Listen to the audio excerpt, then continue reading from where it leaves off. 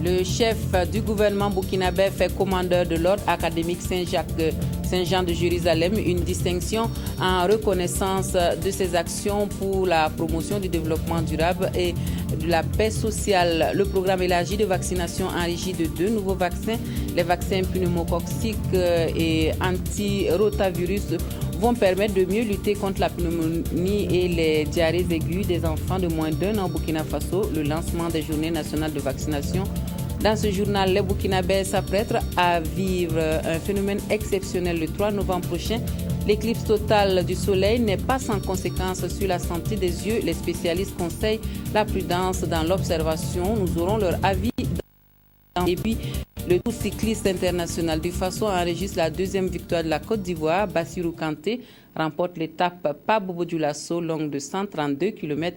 Ce sont les titres qui seront développés pour vous dans ce rendez-vous de l'actualité. Bienvenue à tous et merci à vous de suivre le 20h de la télévision de Burkina. Mais tout de suite, ce communiqué à l'occasion de la cérémonie officielle de prise d'armes marquant la célébration du 53e anniversaire des Forces armées nationales placé sous le très haut patronage de son Excellence, Monsieur le Président du Faso, chef suprême des armées, ministre de la Défense nationale et des anciens combattants. La Direction générale du protocole d'État convie les personnalités invitées sur le boulevard Muammar Kadhafi Ouagadougou le vendredi 1er novembre 2013 à partir de 7 h. Leur limite d'arrivée est fixée à 8h30, signé le directeur général du protocole d'État, ambassadeur Léon Yougoubaré, commandeur de l'ordre national. Voilà pour ouvrir ce journal, donc direction la primature où l'on a évoqué hier la question de la prolifération des armes légères et la volonté commune du Burkina Faso et de la Côte d'Ivoire d'en venir à bout. Les deux partis qui sont en concertation à Ouagadougou et les responsables sont allés rendre compte au Premier ministre de leurs travaux. Béon-Luc Adolphe a également été échangé avec l'ambassadeur de Cuba au Burkina Faso, qui est venu témoigner toute la gratitude de son pays au gouvernement burkinabé pour le soutien pour l'adoption de la résolution des Nations Unies concernant la levée du blocus sur Cuba. Nyarki Teda nous fait la synthèse des audiences. À la primature, ce mercredi après-midi, l'ambassadeur extraordinaire et plénipotentiaire de la République de Cuba au Burkina Faso a échangé avec le chef du gouvernement sur le développement des relations bilatérales entre les deux pays. Les relations se portent bien selon Ana Maria Rovira, qui a remercié le Burkina Faso pour son soutien à la République de Cuba aux Nations Unies ce mardi 29 octobre. Premièrement, remercier à son Excellence le Premier ministre pour l'appui qu'on a reçu hier de Burkina à la votation aux Nations Unies sur le blocus.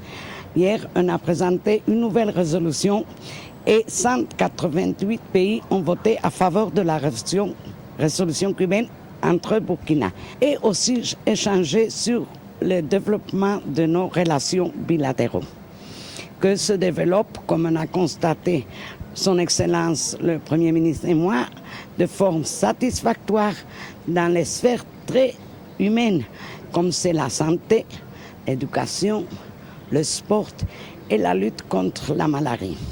En séance de travail à Ouagadougou, les deux secrétaires permanents des commissions nationales de lutte contre la prolifération des armes légères du Burkina Faso et de la Côte d'Ivoire sont allés faire le point de leur conclave au Premier ministre. La nouvelle feuille de route repose sur une synergie d'action en vue de barrer la route à la circulation anarchique des armes légères au niveau des deux pays. Nous avons bien discuté avec la commission du Burkina sur cette question. Nous avons identifié des pistes. Il y a une équipe qui sera mise en place, une équipe technique pour travailler sur ce programme pour que, au plus tard, dans le premier trimestre 2014, on puisse donc lancer un tel programme. Donc il était tout à fait normal que nous venions rendre compte à son Excellence Monsieur le Premier ministre, qui est en même temps le président de la Commission nationale de lutte contre la prolifération des armes légères du Burkina Faso. L'ordre de Malte a joué la carte de la solennité hier après-midi à la primature en élevant le Premier ministre au rang de commandeur de l'ordre académique Saint-Jean de Jérusalem, de Rhodes et de Malte. C'est une reconnaissance aux actions humanitaires et de promotion de la paix sociale et de développement équitable du chef du gouvernement burkinabé.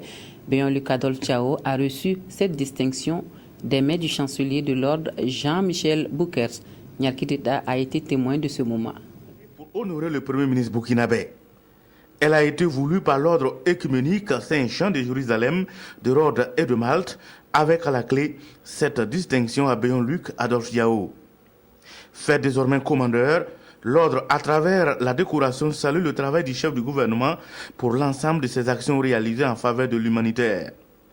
Et c'est un récipiendaire tout naturellement ému pour qui le souhait le plus ardent que cette distinction donne une vive allure à la collaboration entre le Burkina Faso et l'ordre.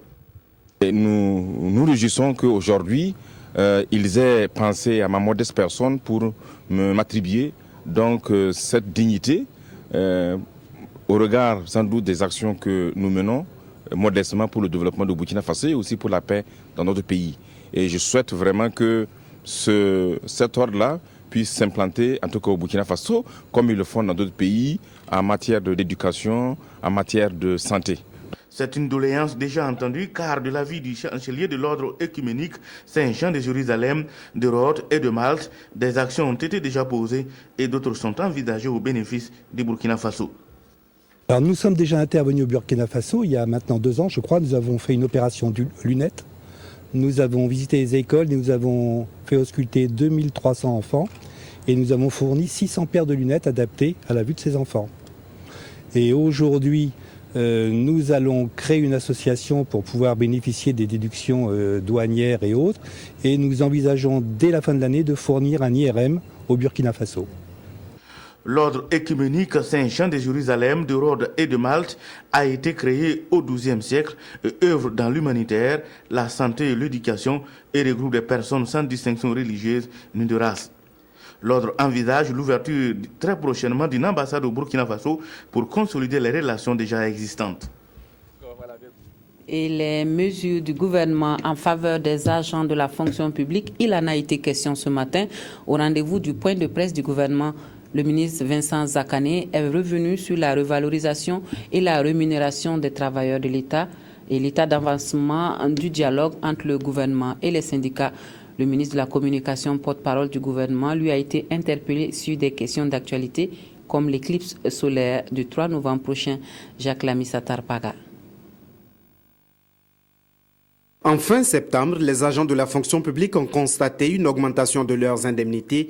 C'est l'aboutissement de l'engagement du gouvernement à soulager les populations éprouvées par la vie chère. Ce point de presse est l'occasion pour Vincent Zakané de revenir sur la revalorisation des salaires et les négociations avec les syndicats.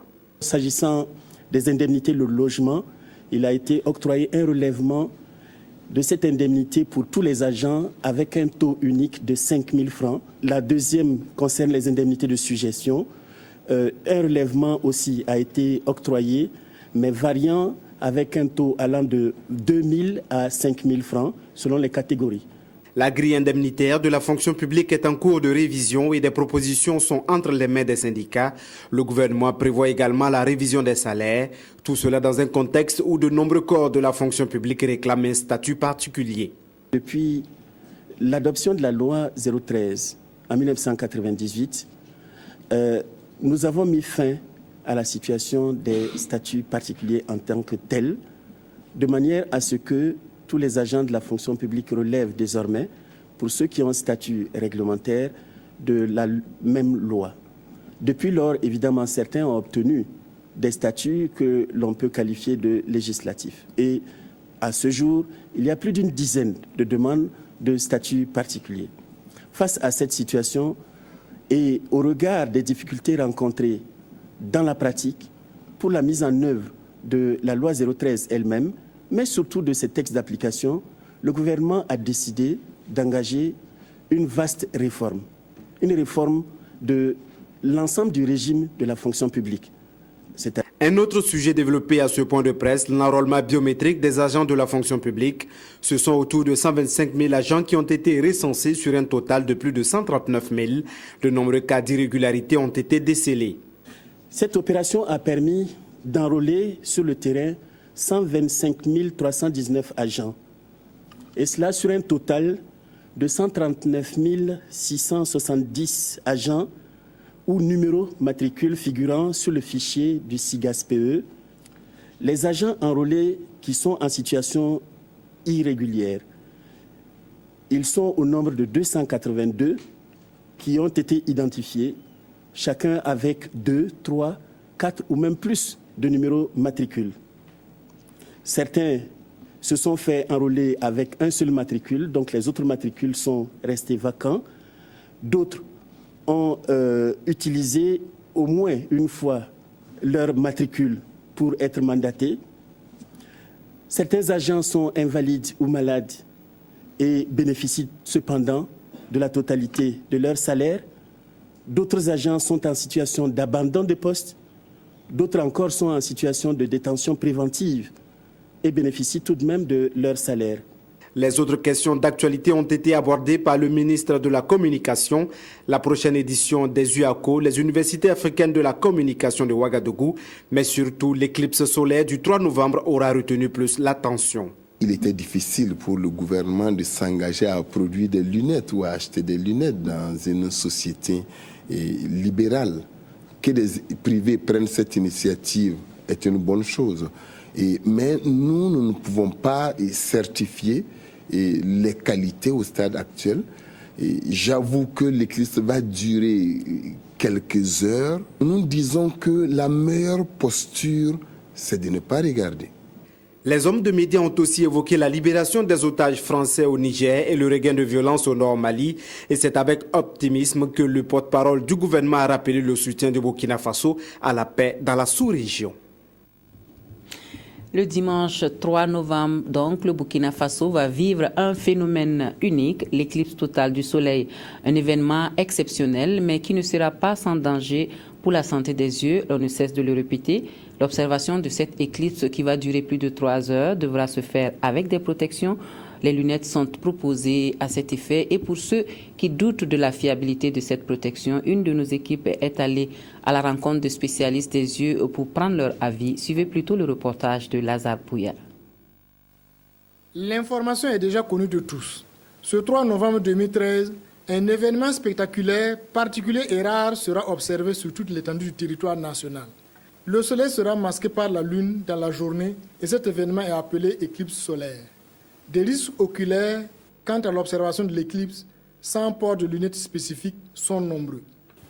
L'œil étant un appareil de communication, un appareil optique, il va regarder le soleil et il va se comporter comme s'il visait le soleil. Donc il sera exposé aux rayons du soleil. Comme vous le voyez, il y a un trou dans le schéma de cet œil-là. Et ce trou-là, c'est comme l'objectif d'un appareil photo à partir duquel vont rentrer les rayons solaires. Alors, comme je l'ai comparé à un appareil photo, à l'intérieur de l'œil, il y a une membrane sensible qu'on appelle la rétine.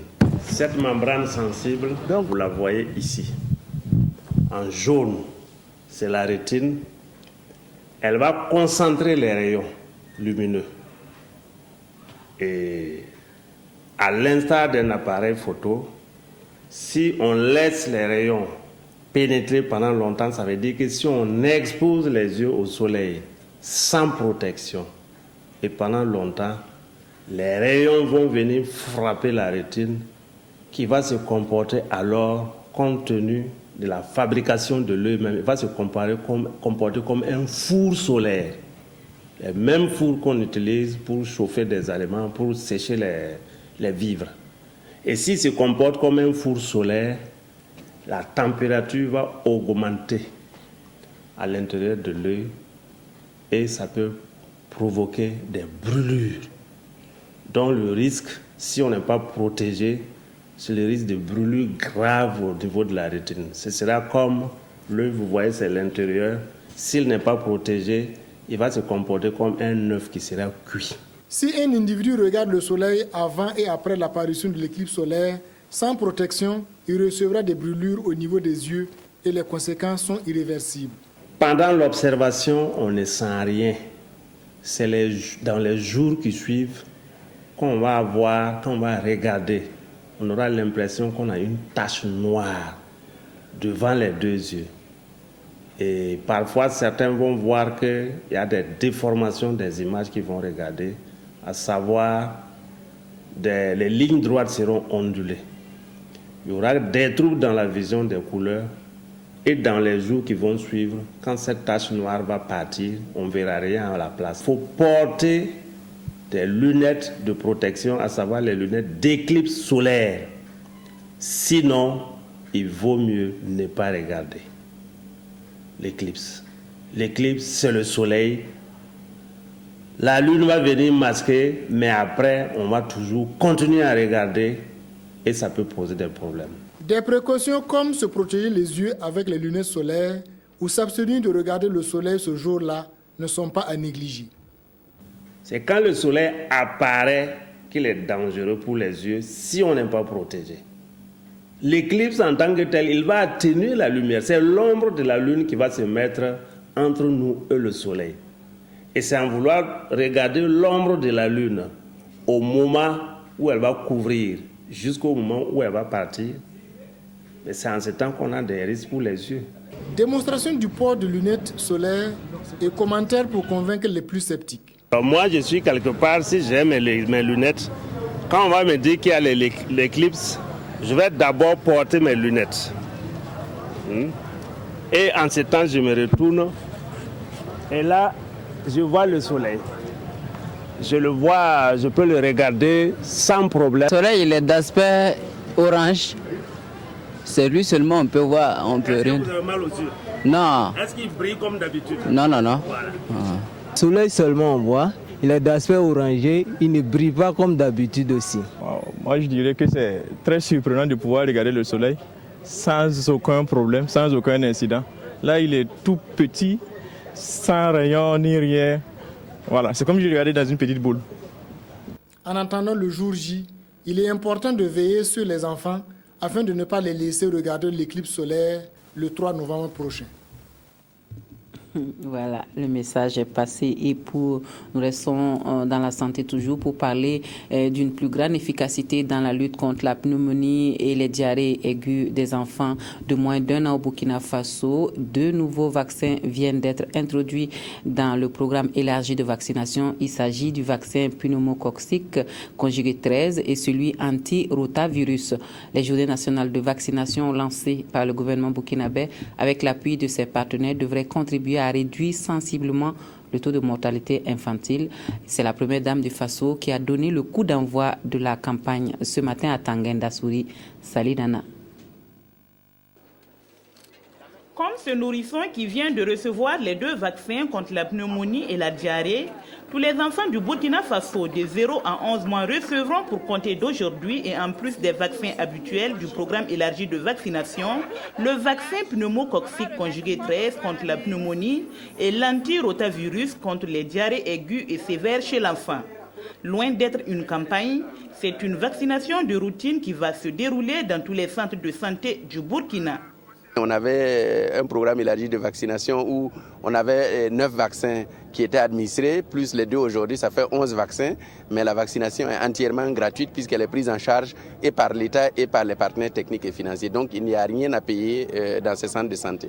L'Organisation mondiale de la santé estime que sur 100 enfants qui décèdent en Afrique, au moins 30 meurent de ces 2 maladies. Avec l'appui de l'ensemble des partenaires dont l'Alliance globale pour les vaccins et la vaccination, elle compte continuer la lutte afin d'obtenir une réduction significative des décès dus aux maladies évitables par la vaccination. C'est des vaccins qui ont commencé vraiment à être introduits dans la vaccination en 2009 environ.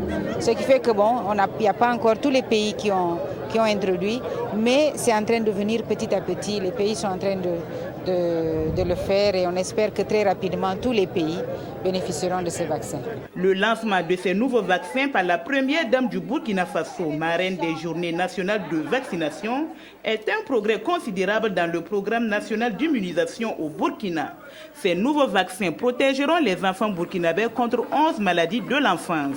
Chantal Compaoré a donc rappelé aux mères que leurs enfants ne seront efficacement protégés que lorsque leur série vaccinale aurait été complétée. J'ai fait un appel aux parents, aux hommes et aux femmes de ne pas oublier d'envoyer les enfants dans les centres de santé afin qu'ils soient vaccinés. Et c'est mon souhait le plus cher que tous les enfants du Burkina Faso soient vaccinés lors des campagnes de vaccination. Je vais aller avec le ministère de la Santé partout où ils vont aller. C'est ce que je leur ai dit, j'ai dit au ministre. Mais je vais surtout les encourager à persévérer, encourager le personnel de santé à être disponible pour pouvoir vacciner sur toute l'étendue du territoire les enfants qui ont besoin de ces vaccins-là. Une action sanitaire nationale estimée à plus de 16 milliards de francs CFA. Elle devrait contribuer à accélérer les progrès effectués vers la réduction de la mortalité et de la morbidité au Burkina Faso. Un des objectifs du millénaire pour le développement dont la réalisation est prévue pour 2015. L'imagerie médicale, elle a inspiré Massara Sigué qui en a fait le sujet de son mémoire de fin d'études. La qualité des prescriptions d'imagerie et leur implication médicale et économique est la thèse de doctorat qu'elle a soutenue et qui lui a valu une mention très honorable avec félicitations du jury. Zalissa Sanfo, Viviane Tiendrebego. Massara Sigué a travaillé sur la qualité des prescriptions des examens d'imagerie et leur implication médicale et économique pour sa thèse de doctorat. Il ressort de ses travaux qu'il y a une insuffisance d'informations aussi bien dans la prescription que dans les analyses des examens radiologiques. Les examens non pertinents ont des conséquences aussi bien pour le malade que pour l'État. Pour le malade, il peut s'agir d'un retard de sa prise en charge lié au résultat du radiologue qui a été peu contributif par manque de renseignements cliniques que devrait compléter le prescripteur ou lié au choix de l'examen qui n'était pas le mieux indiqué. Pour le malade, toujours, il peut s'agir d'une perte économique. Le malade dépense en moyenne 16 500 francs par examen non pertinent. C'est un travail qui va sans doute permettre d'améliorer les offres de services. On va déjà faire l'état des lieux des difficultés que nous avons en tant que radiologistes de pratiquer les techniques d'imagerie sur la base de ce que nous a écrit sur les bulletins d'examen. Voici les conclusions qui se dégagent de ces recherches. Il faut renforcer les modules de formation en intégrant les exigences de bonnes pratiques de prescription et d'analyse et également augmenter le nombre des radiologues.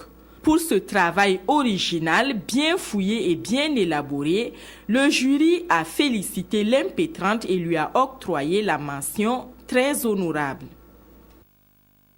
Parlons d'autre chose. C'est un pas important que l'on s'apprête à franchir pour la participation des Burkinabés de l'étranger aux prochaines consultations électorales au Burkina Faso. Il s'agit de la mise en place de nouvelles cartes consulaires et de cartes d'électeurs pour les Burkinabés de la diaspora. La CENI et le ministère des Affaires étrangères et de la coopération régionale mûrissent la réflexion à Ouagadougou sur les modalités pratiques de ces spécimens. Karim Patrick Namouano. Le principe est acquis. Le Code électoral l'entérine à son article 265. En 2015, les Burkinabés de l'étranger iront aux urnes pour les élections présidentielles. Si le droit de vote de la diaspora ne fait plus l'ombre d'un doute, le pari, lui, n'est pas encore gagné. L'une des conditions pour être inscrit au fichier électoral en tant que Burkinabé résident à l'extérieur, c'est la détention des cartes consulaires. Et la carte consulaire est délivrée par le ministère des Affaires étrangères. C'est la raison pour laquelle, dans la perspective de ce fichier électoral qui va regrouper les Burkinabés de l'étranger, nous avons donc demandé à rencontrer le ministre des Affaires étrangères pour voir avec lui les différentes modalités pratiques qui sont donc en cours. Cet entretien entre les membres de la CENI et les représentants du ministère des Affaires étrangères et de la coopération régionale permet de jeter les bases d'un partenariat tacite entre les deux institutions. La prochaine étape établit le fichier électoral sur des informations fiables. Nous avons parlé aussi des aspects organisationnels pratiques des élections dans nos ambassades, nos consulats généraux et les consuls honoraires. Naturellement, il y a un certain nombre de dispositions et légales et pratiques à prendre. Nous souhaitons poursuivre évidemment la concertation. Ces cartes consulaires concernent évidemment tous les Burkinabés vivant à l'étranger, y compris ceux qui ne sont pas en âge de voter. Mais il est important qu'à ce stade, évidemment, et sur le plan politique et sur le plan technique, nous puissions mettre à la disposition de la CENI une base de données fiable, techniquement exploitable. L'établissement de la nouvelle carte consulaire pour les Burkinabés de l'étranger n'est plus qu'une question de temps. Le département des affaires étrangères est à pied d'œuvre pour établir une base de données que la CENI utilisera pour confectionner les cartes des lecteurs. Et où en est-on du dialogue décentralisation et sécurité au Burkina Faso pour cette année 2013? Les acteurs sont conviés à une revue à mi-parcours des politiques exécutées dans le secteur. Ils sont soutenus dans cet exercice par les premiers responsables des départements de tutelle. Touboum Evelyne Dabiri. L'objectif de cette revue à mi-parcours du cadre sectoriel de dialogue, décentralisation et sécurité est de faire le point de l'exécution des différentes politiques dans le secteur de la décentralisation et de celui de la sécurité. Le rapport sectoriel de performance qui doit être analysé est globalement positif, selon le ministre de l'Administration territoriale et de la sécurité. Il y a eu pas mal d'avancées. Nous avons pu constater un enracinement de la décentralisation avec ces élections de décembre 2012.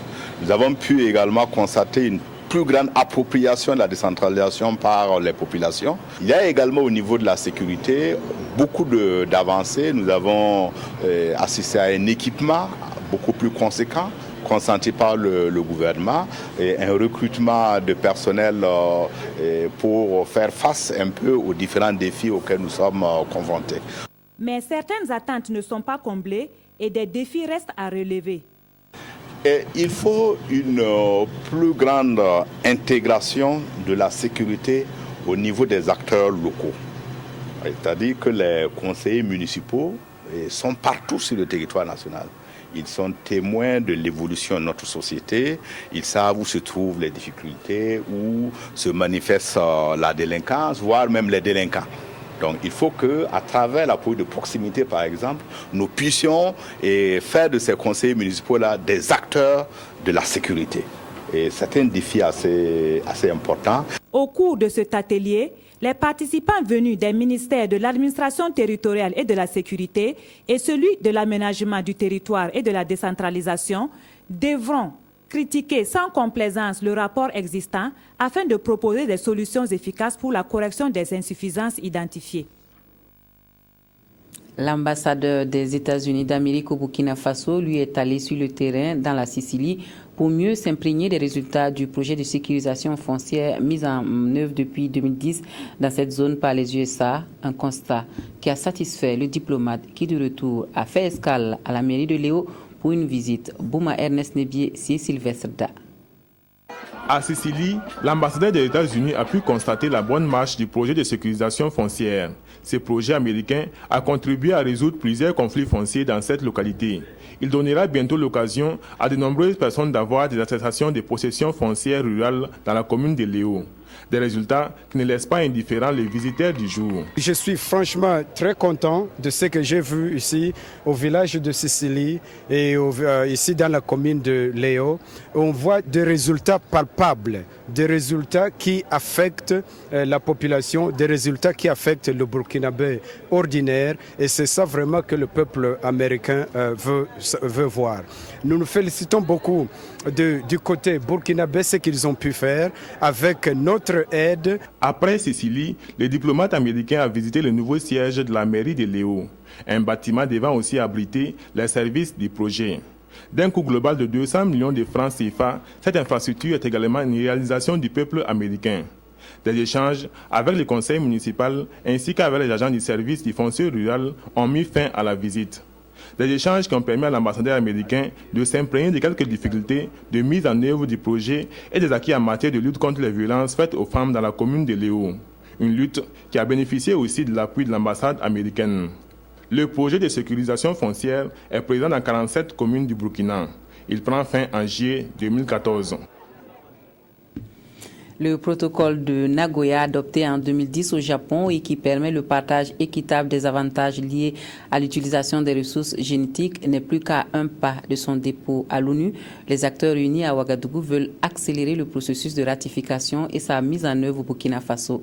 Estelle Judith Assogba. Octobre 2014, c'est la date d'entrée en vigueur du protocole de Nagoya relatif à l'accès aux ressources génétiques et au partage juste et équitable des avantages liés à leurs exploitations. À un an de cette échéance, parmi les pays signataires de cet accord, certains n'ont pas encore déposé leurs instruments de ratification auprès de l'ONU. Et de cela, le Burkina Faso. Pour accélérer le processus, le secrétariat permanent du Conseil national pour l'environnement et le développement durable multiplie les actions d'information et de sensibilisation auprès des parties prenantes afin qu'elles s'approprient pleinement le protocole. On n'a pas encore déposé nos instruments auprès de l'ONU, mais nous sommes dans la bonne voie. Donc, effectivement, c'est pour sensibiliser l'ensemble des acteurs pour que nous puissions tous prendre la même démarche et que les autres pays également suivent le même processus pour que ce protocole-là, effectivement, soit mis en vigueur. Tout ça, c'est pour au bénéfice des populations rurales. Les décideurs et acteurs impliqués dans le processus de ratification ont, au cours de cette rencontre qui n'a duré qu'une journée, été les acquis, les contraintes et les perspectives du processus de ratification du protocole au Burkina Faso. Le protocole de Nagoya a été adopté le 29 octobre 2010 au Japon. 50 pays au minimum doivent déposer leurs instruments de ratification auprès de l'ONU pour qu'ils entrent en vigueur. À ce jour, seulement 25 ont pu honorer leur engagement. Les autres pays doivent suivre la même démarche que le Burkina Faso, une étape nécessaire pour parvenir au plus tôt possible à la ratification du protocole de Nagoya qui, mis en vigueur, profitera aux populations rurales. La boîte à outils et le guide météorologique de l'inspection du travail, deux aspects qui, bien maîtrisés, peuvent améliorer l'efficacité des inspecteurs et contrôleurs du travail. C'est la raison qui a guidé cette formation au profit de ces cadres du ministère de la fonction publique, du travail et de la sécurité sociale à Combisiri Lazare Pouya. Ils sont une cinquantaine d'inspecteurs et de contrôleurs du travail à prendre part à cette formation sur la boîte à outils et le guide méthodologique de l'inspection. Ces outils visent à renforcer les capacités opérationnelles de ces participants sur le terrain de la pratique de l'inspection du travail. Face aux différentes mutations en cours dans notre pays, un défi majeur se dresse au ministère de la fonction publique, du travail et de la sécurité sociale, celui d'adapter les méthodes d'action de cette institution à cette nouvelle donne. Au regard donc des crises sociales qui existent dans notre pays concernant le monde du travail, il était donc nécessaire que les inspecteurs et les contrôleurs du travail vraiment prennent leur mission à cœur et qu'ils puissent être professionnels donc dans l'accomplissement donc de ces missions-là. Pour y parvenir, ces inspecteurs et ces contrôleurs du travail auront droit à plusieurs communications portant entre autres sur les principes de l'inspection du travail, la pratique et la déontologie du métier. Nous espérons donc qu'à l'issue de cet atelier, les participants donc seront beaucoup plus professionnels parce qu'ils auront acquis donc des rudiments de travail et nous espérons donc qu'ils puissent, avec le partage d'expérience des aînés, qu'ils puissent vraiment s'en imprégner. Au terme de 2 jours de concertation, ces participants devront être mieux informés sur l'utilisation des outils de travail indispensables à l'accomplissement de leur mission. Des nouveaux locaux et près d'une vingtaine de véhicules neufs pour le ministère de la promotion de la femme et du genre, voilà qui devrait permettre au département que dirige Nestorine Sangaré d'engranger des résultats. Et il faut remercier le gouvernement burkinabé et la coopération danoise pour ces acquisitions. Wendata Nathalie Kaoré a été témoin de l'inauguration du bâtiment et de la remise des véhicules. Lors des différentes éditions du Forum national des femmes, celles-ci ont toujours formulé le vœu de voir les structures centrales de leur ministère logées dans un bâtiment digne de ce nom. Aujourd'hui, c'est chose faite et depuis le mois d'août 2013, les services du ministère de la promotion de la femme et du genre sont installés dans ce nouveau bâtiment R+6. Enfin, nous avons un ministère qui regroupe toutes les directions en un seul lieu. Et je peux dire que c'est grâce au président du FASO qui a écouté nos doléances, qui a pris nos préoccupations en compte et qui est vraiment derrière ce que Femme veut. L'autre événement qui a réuni les agents du département de la promotion de la femme et du genre, c'est la réception de nouveaux véhicules. Ils ont été acquis grâce à l'appui financier de l'ambassade du Royaume du Danemark. On est content, on est vraiment très soulagés d'avoir ce bâtiment, d'avoir ces véhicules, parce que ce sont des équipements qui vont nous permettre vraiment d'aller le plus loin possible sur le terrain et d'atteindre les communes les plus reculées du pays dans le cadre de nos activités. Et pour ça, je pense que c'est un grand sujet de joie pour tous les agents du ministère, mais aussi pour toutes les femmes, parce que c'est des choses en tout cas qu'on aimerait voir se répéter. Le matériel offert par le Royaume du Danemark est d'une valeur totale d'environ 236 800 000 francs CFA. Et puisque la durée d'un matériel dépend de son entretien, Nestorine Sangaré a rassuré les donateurs que des dispositions sont déjà prises pour un bon entretien de ce matériel. Et conformément aux nouvelles directives du gouvernement, une gestion des véhicules par pool et non par attribution individuelle sera appliquée afin de permettre l'accès de tous les agents à ces moyens de travail. Et avec un permis de conduire, c'est un atout de plus dans la recherche de l'emploi. Le ministère de la Jeunesse, de la Formation professionnelle et de l'Emploi a compris cela et l'opération permis de conduire répond à ce besoin. Le programme marque une pause à Koudougou pour faire le point de la dernière édition. Pour mieux avancer, c'est l'ouzon Nathalie Kaori. L'opération permis de conduire édition 2012 du ministère de la Jeunesse vient de s'achever. À Koudougou, les acteurs impliqués dans l'exécution de ce programme marquent un arrêt pour faire le bilan de cette opération. Il ressort de ce rapport que sur les 1170 jeunes inscrits dans les 13 régions, 764 ont obtenu leur permis de conduire, soit un taux d'admission d'environ 65%. En termes donc d'acquis, nous avons 1170 jeunes du Burkina qui ont été formés à l'opération permis de conduire, et ce qui était un véritable acquis pour le gouvernement donc, de Burkina Faso qui a initié donc, cette opération en vue d'améliorer l'employabilité donc, des jeunes. Le département de la jeunesse, en initiant cette opération, entend apporter une réponse adéquate aux questions de l'emploi des jeunes. L'opération permis de conduire, ça m'a aidé. J'ai eu le permis. Et ça peut me permettre de devenir un chauffeur. Le rapport révèle toutefois quelques difficultés dans la mise en œuvre de l'opération.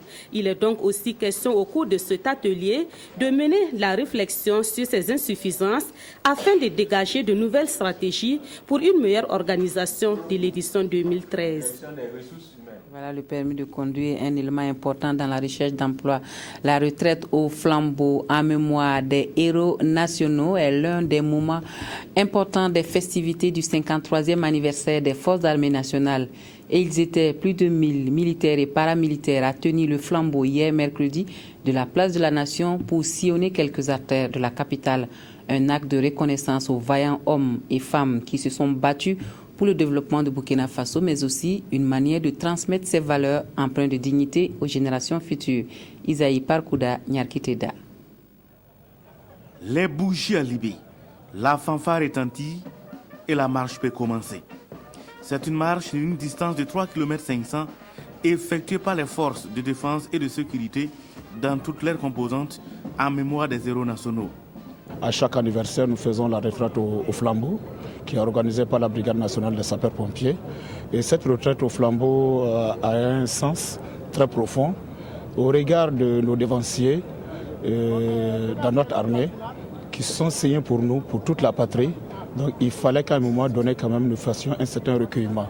Et c'est dans ce sens que en fait, la retraite au flambeau trouve son sens. Parties de la place de la Nation, elles ont sillonné quelques artères de la ville de Ouagadougou pour revenir au point de départ. À l'occasion de cette retraite au flambeau, une activité en prélude au 53e anniversaire des Forces armées nationales, le chef d'état-major général des armées, le général de brigade Honoré Nabéré Traoré, demande plus de discipline et de respect mutuel au sein des Forces armées nationales. Une armée moderne qui doit respecter la population dont elle assure la protection. Le Burkina Faso est engagé dans ces dernières années dans des opérations de maintien de paix. Après le bataillon Lafi au Darfour, Badenia au Mali, le 3e sera déployé pour la 2e fois au Mali sous le nom de Gondal en langue peul et qui signifie vivre ensemble. Vivre ensemble, mais aussi en ayant en mémoire les Julius disparus. Tel est le symbole de cette cérémonie de recueillement. Voilà, il y a également du sport au programme des festivités avec le tournoi de volleyball. La brigade nationale des sapeurs-pompiers s'est imposée face à l'armée de terre dans le match de classement de la Coupe du ministre de la Défense nationale et des anciens combattants. La brigade nationale des sapeurs-pompiers termine 3e donc de ce tournoi organisé dans le cadre de ce 53e anniversaire de l'armée nationale. Le reportage est signé Bangba David Kafandou. Les sapeurs-pompiers ont entamé du bon pied le premier set face à l'armée de terre. Les rouges tenants du titre ont dominé leur vis-à-vis dès l'entame de la partie. Présent au bloc, la brigade nationale des sapeurs-pompiers a bouclé le premier set, remporté sans coup frémi 25-13. Le deuxième set sonne la révolte de l'armée de terre qui revient dans la partie après un début de match chancelant. Les Verts égalisent à 19-19 puis 24-24. Mais l'armée de terre finira par s'incliner dans le deuxième set 25-27. À 2-7-0, les sapeurs-pompiers ne lâcheront plus les commandes de la partie. Ils s'imposent dans le troisième set par 25-23. Victoire de la brigade nationale des sapeurs-pompiers par 3-7-0. Il faut dire que nous apprécions le niveau de la compétition et c'est des athlètes qui sont vraiment donnés et les matchs ont eu un bon niveau en termes de qualité parce que nous avons pris des temps moyens également des sets et en tout cas nous sommes satisfaits quant à la qualité technique aussi bien en individuel que les équipes qui ont été engagées. Je suis content mais pas tout à fait parce que nous sommes les détenteurs de la coupe. Si on devait avoir une place actuellement militante, on devait être quand même deuxième. Si à défaut de garder la coupe, on devait rester à la deuxième place. Mais bon, c'est comme ça. La brigade nationale des sapeurs-pompiers termine 3e de la Coupe du ministre de la Défense et des anciens combattants.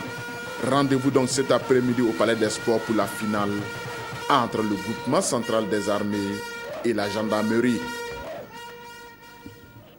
Voilà, ici au fil des éditions, le Tour international du cyclisme du Faso qui se présente comme l'épreuve phare du cyclisme africain gagne en notoriété. Cela est en grande partie dû à la bonne maîtrise du volet sécurité. À cette 27e édition, la sécurité est omniprésente et permet aux participants de rivaliser d'ardeur et de talent en toute quiétude. Zoom donc sur la sécurité du Tour du Faso 2013 avec l'un de nos envoyés spéciaux sur le Tour, Victorien Marie-Yen. Et de 2 pour les éléphants cyclistes à l'arrivée de la 7e étape par Bobo Dioulasso. Mais voici les hommes qui font l'actualité du Tour du Faso 2013. Abdulaziz Nikiema, le leader, à 8 secondes seulement de l'Ivoirien Issaka Sissé, garde toujours la tête sur ses épaules. Et c'est devenu un secret de Polichinelle. La bataille entre ces deux hommes n'est pas du tout repos. À chacun sa croix et aux coéquipiers de savoir être utile. Bref, pas Bobo Dioulasso, la 7e étape, longue de 132 km, est un autre jour de vérité. On prend les mêmes et on recommence. C'est également le libre jeu à l'avant de la course. Le peloton est étiré et se scinde par moments en plusieurs petits groupes. De fil en aiguille, un groupe de 9 coureurs se détache du peloton et creuse l'écart jusqu'au sprint intermédiaire de l'étape à Oundé. Salfo Bikenga du Burkina s'impose sous une bonne escorte de Bassirou Conté de Côte d'Ivoire. Kilomètre après kilomètre, l'on se rend à l'évidence que ce petit groupe-là de 9 coureurs, dont 2 Burkinabés, est décidé à rallier Bobo Dioulasso plus tôt que prévu. Le deuxième sprint intermédiaire intervenu à Koumbia a été une simple formalité pour Seydou Bamogo. Parti de 40 secondes, l'écart s'améliore au fil du temps pour atteindre 4 minutes 40 secondes. Seydou Bamogo en regain de forme, sauf également la victoire du sprint intermédiaire de Walsama. Dans le peloton arrière, le maillot jaune reste dans la gamme. Abdulaziz Nikiema roule sous haute surveillance. Les 9 chasseurs de primes font leur entrée dans la ville de Sia. Algériens, Ivoiriens, Camerounais, Allemands, Hollandais et Burkinabés partent pour un sprint tout feu, tout flamme sur la ligne d'arrivée. À ce jeu de pédales, Bassirou Kanté de Côte d'Ivoire séjoue de tous sur les 100 derniers mètres et s'impose à l'arrivée de la 7e étape du Tour du Faso 2013. C'est la deuxième victoire d'étape pour la Côte d'Ivoire. Une union discipline travail dans l'équipe de Côte d'Ivoire des éléphants. Déjà on se bat depuis le début du tour. Il y a si c'est deuxième au général et l'équipe fait du boulot. Ils m'ont dit aujourd'hui tente ta chance. Et si ça marche, ça marche. Et vraiment, j'ai respecté les paroles d'Étienne et l'entraîneur et le capitaine et Fofana. Déjà, ils ont fait un beau boulot derrière et on a gagné l'étape. Bassirou Kanté devant Seydou Bambogo du Burkina et Hervé Raoul Mba du Cameroun, après avoir parcouru la distance de 132 km en 3 heures, 18 minutes, 50 secondes, soit une vitesse moyenne de 39,835 km/h. Et cette 7e étape était patronnée par Telmo. Le maillot jaune reste encore chez les Burkinabés. Et pour nous, c'est le plus important parce qu'en tant qu'opérateur historique, nous travaillons pour le Burkina. Et nous sommes toujours heureux de savoir que le Burkina avance dans un pan du développement national. Aujourd'hui, nous sommes dans le domaine du sport et vous savez très bien que chez Onatel, le soutien au sport est une tradition. À 3 étapes de la boucle, les maillots verts et jaunes restent toujours les propriétés d'Abdoulaziz Nikema. Tout comme le maillot de l'intégration à Issaka Cissé de Côte d'Ivoire à 8 secondes toujours du leader. Seydou Bambogo porte le maillot de la combativité et celui des points chauds à Aruna Ilboudo. Nous saluons la maturité de l'équipe burkinabé. Nous sentons la maîtrise de la tactique de course qui consiste à ne pas se ruer sur les étapes, qui consiste à protéger le maillot jaune, qui consiste à manager toutes les étapes et faire en sorte qu'à l'issue du tour, à la dernière étape, le Burkina puisse toujours garder le maillot jaune. Et cela, il y a 5 ou 6 ans de cela, on ne le voyait pas. La 8e étape mènera demain le peloton de Bobo Dioulasso à Banfora, une distance de 44 km 600. Voilà, c'était plutôt les échos du tour que vous venez de suivre avec Bassirou Kanté qui signe sa première victoire, la deuxième de la Côte d'Ivoire à l'issue de la 7e étape de ce Tour du Faso couru ce matin entre Pa et Bobo Dioulasso, longue de 132 km. L'Ivoirien a parcouru les 132 km en 2 heures 55 minutes 56 secondes, soit une vitesse moyenne de 43,662 km. Nous pouvons peut-être parler de l'aspect sécurité de ce Tour du Faso, un aspect qui est très important puisque cela permet aux coureurs de rivaliser d'ardeur et de talent en toute quiétude. C'est un reportage que nous propose Victorien Marienne sur le Tour du Faso. Opposera samedi prochain les étalons du Burkina Faso aux écuries du Bénin. Le Bénin a arraché son ticket cet après-midi suite au forfait du Niger. Le Niger sanctionné par le comité d'organisation pour son match face au Sénégal perdu sur tapis vert a refusé de se présenter pour son dernier match ce samedi à 15h30. Donc vous aurez Burkina Faso Bénin. Quant à l'international burkinabé Bertrand Traoré qui vient d'avoir 18 ans, il a signé son premier contrat professionnel avec le club anglais de Chelsea, un contrat de 4 ans et demi dont le montant n'a pas été révélé. Bertrand Traoré devient donc c'est donc le premier contrat du joueur burkinabé en première ligue. Merci à vous d'avoir suivi ce journal qui prend fin et très bonne soirée à tous et à toutes sur la télévision de Burkina. Je vous retrouve demain.